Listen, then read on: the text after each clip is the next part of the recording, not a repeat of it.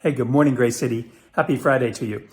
This week in our One Another series, we talked last week about serve one another as we began. This week, we're going to talk about teach one another. And I know that sounds didactic and maybe sort of onerous in a way. It is the exact opposite of that, I promise you.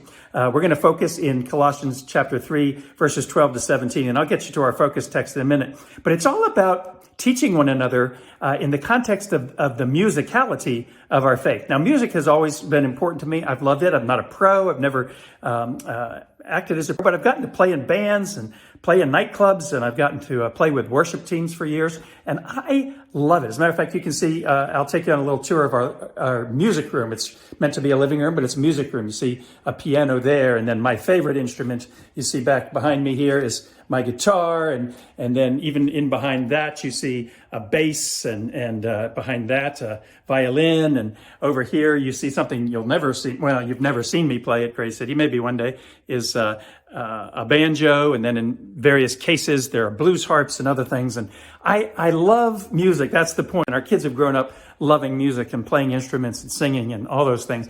This week, listen to this one another phrase in verse 16 of Colossians 3. You ready? Let the message of Christ dwell in you richly. Dwell in you richly as you teach one another. That's our title. As you teach one another with all wisdom through psalms, hymns, and spiritual songs, singing to God with gratitude in your heart. Well, this is the context of what it means to teach one another. And I think it will be encouraging and an uplift to all of our hearts, particularly coming out of this season of pandemic and still enduring it. I hope to see you down live.